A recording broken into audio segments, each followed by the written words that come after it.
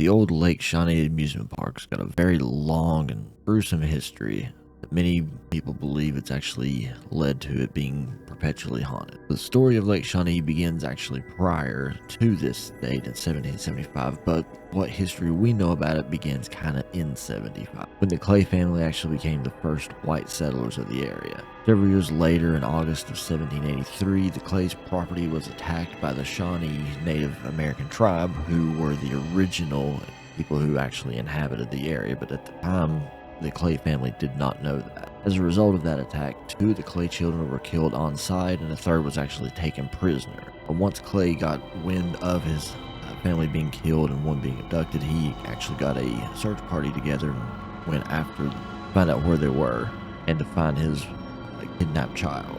He was actually taken prisoner into what is now Ohio and was actually burned at the stake there. Now, the property has been said to have been haunted ever since that attack, leaving us, of course, to ask why an amusement park was actually built on the property after more than a century. It was the early 1950s when the rides and stuff were actually brought to Lake Shawnee, and that's also when it was dug out to form a kind of a swimming pool for the paddleboat ride. Shortly after opening, though, there was a few things that did happen.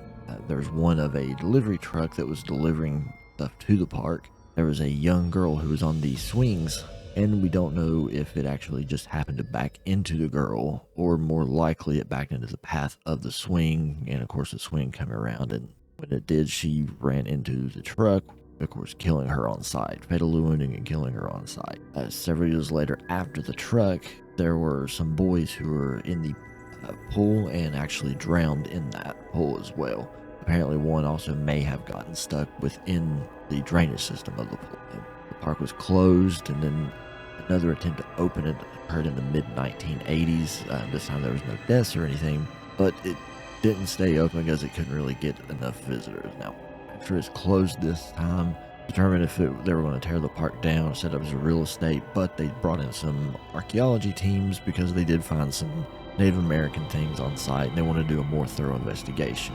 Once they started digging into a lot more, they found a lot of Shawnee artifacts and a lot of young skeletons from children who may have passed away there long before the Clay family actually arrived. They estimated around several hundred skeletons, if not even more, so apparently this was definitely a burial ground of some kind for the Shawnee Indians. So they decided to leave everything as it was and, of course, abandon everything. Now, the current owners don't have the park actually open, but to this day you can actually kind of go by and see, and there's some things of some paranormal activity there. Of course, the little girl playing on the swings is one. You can see the swing kind of moving on its own when there's no wind or anything going on, and there's also been some sightings of children around the Ferris wheel and some maybe over toward the waters.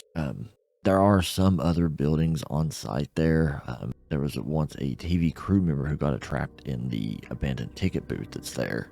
And in addition to some of the original park structures and stuff, of course, there have been other stuff that's brought on. You can see there's been school buses there. There's been a couple other little trucks, things like that that's been left. And a couple times I've been by there myself, I've never seen or had any experiences or sightings or anything, other than I did notice that there's a couple of times when it seemed like the swing did kind of shift and move around, but that may have been the wind. I'll let you decide on that.